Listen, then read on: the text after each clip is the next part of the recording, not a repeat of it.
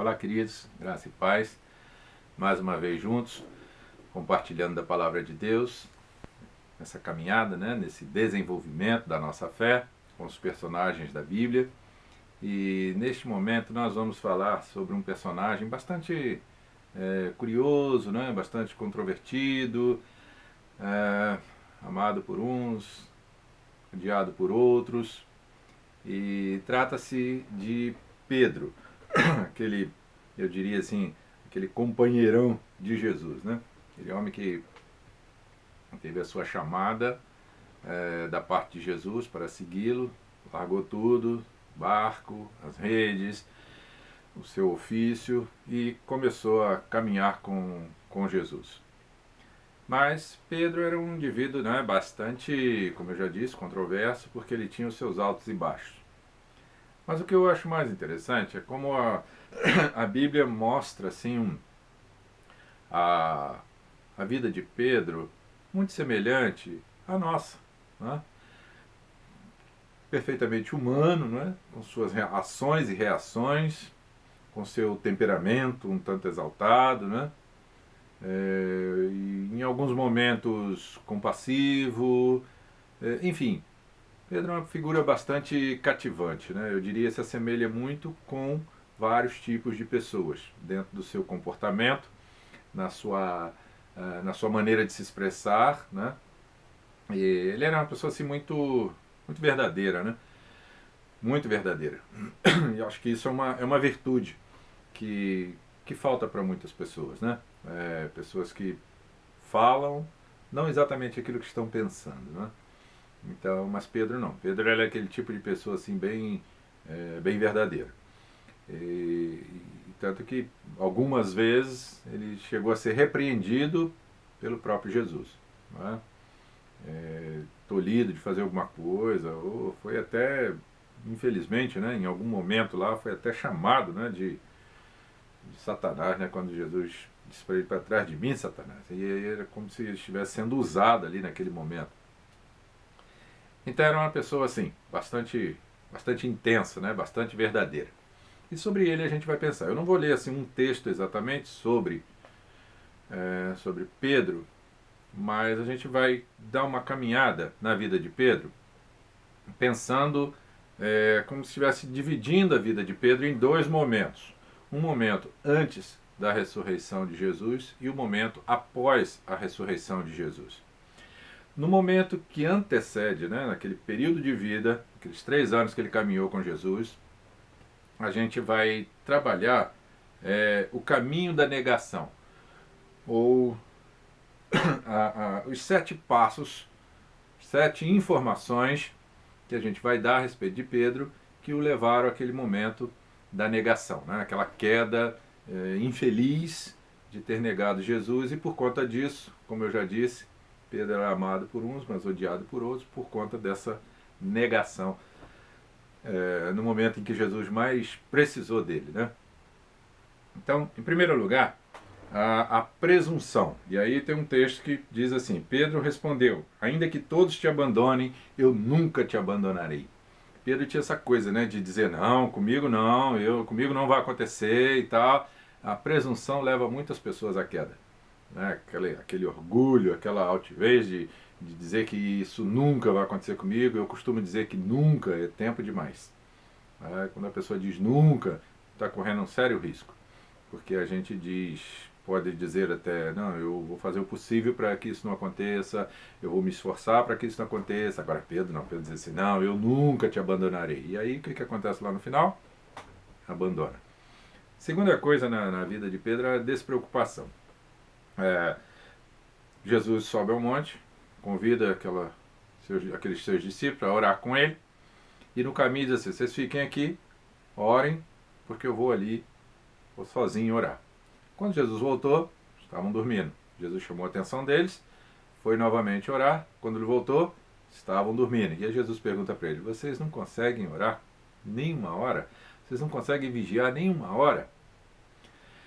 E isso eu vejo o retrato de muitos crentes que estão aí vivendo despreocupados, Crentes que já não oram tanto, já não leem a Bíblia, já não buscam comunhão com Deus e se dizem cristãos, mas é aquele cristão despreocupado com as coisas de Deus, sabe? Aquele crente que nem sempre a igreja pode contar com ele, vai quando quer, vai quando acha que tem que ir, enfim.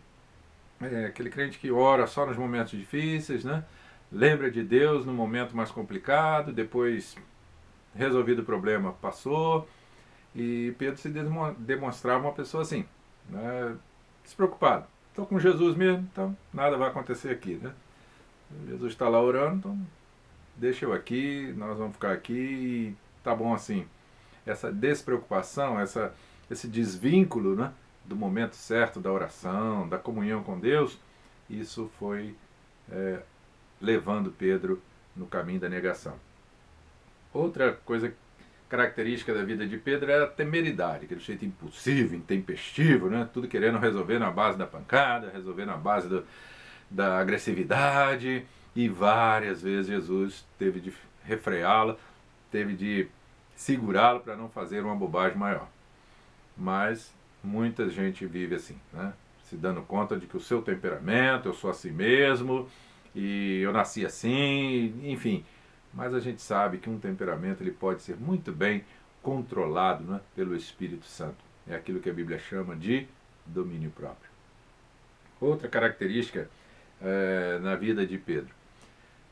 Exatamente no momento em que Jesus estava sendo preso, o texto bíblico diz que Pedro o seguia de longe. Queridos, isso é um perigo muito grande. É um perigo muito grande aquele crente que segue Jesus de longe, que só diz que é cristão, que só diz que é membro da igreja tal, que só diz que é ovelha do pastor tal, mas a sua vida não corresponde a nada disso. É um perigo seguir Jesus de longe. É um perigo porque quando a gente pensa que está perto, a gente já abre os olhos e vê o quão longe nós estamos da presença de Jesus. Então, cuidado, se você é desse que está vivendo um evangelho de longe, afastado, vivendo pelas informações dos outros, vivendo dos milagres dos outros, vivendo dos testemunhos dos outros, das pregações dos outros, muito cuidado, porque vai chegar um momento em que você vai precisar tomar postura, tomar decisões, você não vai saber, porque você está vivendo longe, caminhando, seguindo longe Jesus. Outra informação que a palavra de Deus nos dá é que também no momento da prisão de Jesus, o que acontece? Pedro estava exatamente sentado, conversando com pessoas erradas. Em João 18 diz assim: fazia frio, os servos e os guardas estavam ao redor de uma fogueira que haviam feito para se aquecerem. Pedro também estava em pé com eles ali, se aquecendo. Quem eram esses guardas? Aqueles que haviam prendido Jesus, que estavam açoitando Jesus. E estavam tomando conta ali da multidão, né? E Pedro estava lá com eles, batendo papo, conversando, se aquecendo na fogueira lá, mas com pessoas erradas. Outro grande perigo na vida do crente é a gente se associar com pessoas, digamos assim, erradas, em comportamentos, em vontades, na frequência de determinados lugares, determinados ambientes, né? Determinadas práticas. É muito ruim, muito ruim.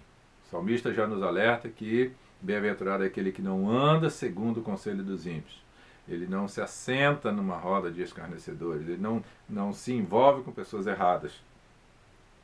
Isso não quer dizer que a gente não deva dar atenção às pessoas, não é isso, mas você não deve se envolver com o que fazem, com as práticas, com os costumes, se isso não condiz com a palavra de Deus.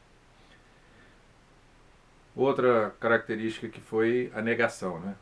Aquele momento exato em que Pedro negou Jesus, afirmando categoricamente: não conheço, nunca vi, não andei com ele, não sei quem é, vocês estão aí me acusando de uma coisa que eu não sei, eu não vi, enfim. Pedro de fato negou Jesus. Outro grande perigo na vida do crente, aquele crente que está sempre com medo de se apresentar como cristão, com vergonha de se apresentar como cristão, naquela expectativa de que vão zombar dele, vão rir, vão, enfim. E Pedro, naquele momento em que viu Jesus sendo preso, disse assim: eu não vou ser preso com ele, né? Eu não vou apanhar do jeito que ele está apanhando. Então, nunca vi, não sei quem é. E ali, então, Pedro culmina negando Jesus. E o que é pior, né? Terminando aqui essa parte, ele não só negou, como ele inventou uma situação, ele criou uma blasfêmia, uma mentira para se referir a Jesus. Quando ele diz assim, certamente você é um deles, ele disse assim, ele começou a se amaldiçoar e a jurar, não conheça esse homem de quem vocês estão falando. Meus irmãos, Pedro havia caminhado 3 anos com Jesus. 3 longos anos. Pedro havia experimentado momentos maravilhosos com Jesus.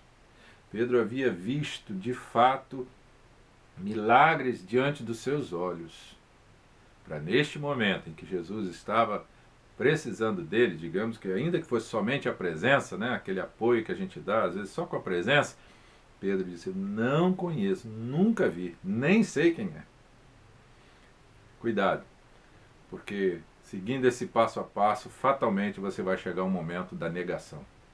Fatalmente você vai chegar um momento em que você será exigido na sua fé, na sua fidelidade, no seu compromisso com Jesus, e você não vai saber como agir, o que falar, e você acabará negando Jesus. Mas aí vem o segundo momento. Houve a morte de Jesus, sua ressurreição, e Jesus então vai buscar Pedro, e Pedro já está lá envolvido novamente com a sua pescaria, havia desistido de tudo, Jesus morreu, terminou tudo, não adiantou segui-lo, Pedro havia perdido toda a esperança e voltado a fazer o que sempre fez, o que fazia antes. Jesus vai até ele, tem aquela conversa com ele, perguntando a ele 3 vezes se o amava. E na terceira vez, então, Pedro entendeu o propósito de Jesus ali. E entendeu que Jesus estava ali para perdoá-lo, para dar a ele uma segunda chance, para dar a ele uma nova oportunidade de vida. Pedro então toma uma nova postura e a partir dali, a gente, como eu estou chamando, um segundo momento da vida de Pedro, Pedro se torna uma pessoa completamente diferente. E aí a gente vai ver na vida de Pedro, ele se desprender das coisas do mundo, não é? Aí ali ele realmente abriu mão de tudo para se tornar um apóstolo de Jesus, um pregador intenso do Evangelho de Jesus. E através da vida de Pedro, milagres aconteceram, pessoas conheceram Jesus. Não só a vida dele mudou, como ele mudou a vida de muita gente. Pedro também deixou que Deus falasse através dele, né? Deixou que Deus o usasse a sua boca, agora com uma linguagem diferente. Pedro continuou aquela pessoa ousada, destemida, mas agora completamente usado por Deus para transmitir a sua mensagem. E por último, então, Pedro começou a experimentar o sobrenatural de Deus. Logo no primeiro momento, quando ele vai ao santuário, ele vai ao templo, lá há um aleijado na porta do templo pedindo esmola. Pedro disse assim, olha, eu não tenho prata, eu não tenho ouro, mas o que eu tenho, isso eu posso te dar. Em nome de Jesus, levanta, fica em pé. E aquele aleijado ficou em pé. Um milagre ali aos olhos de muita gente. Logo em seguida, Pedro vai e prega. No dia do Pentecoste, Pedro faz aquele sermão e milhares de pessoas vêm ao encontro de Jesus. Queridos, não importa hoje, eu até diria que importa sim, mas você precisa pensar sobre isso. O modo de vida como você está levando a sua vida cristã. Se está longe, está perto de Jesus, seguindo de longe, participando ou não, mas isso é importante porque nesse momento você precisa tomar uma decisão. Neste exato momento em que Deus está falando ao seu coração, você precisa tomar uma decisão. De a partir de agora, tomar uma postura diferente. Deixar Deus usar você. Deixar Deus falar por você. E, através de você, promover o sobrenatural na vida das pessoas. A coisa mais sobrenatural na vida de qualquer pessoa é a salvação. E quando nós nos deixamos ser instrumentos de Deus para isso, é uma bênção na vida de qualquer pessoa. Entregue nesse momento a sua vida nas mãos de Deus completamente, fazendo dela um instrumento nas mãos de Deus, para ser usado onde você estiver. Fazendo o que estiver fazendo, Deus vai usar você. Permita-se ser a voz de Deus para chegar ao coração das pessoas. para abençoar a vida das pessoas. E que Deus abençoe muito você. Eu espero que você tenha aprendido bastante com a vida de Pedro, mas que o que mais Deus deseja é que você faça a segunda parte,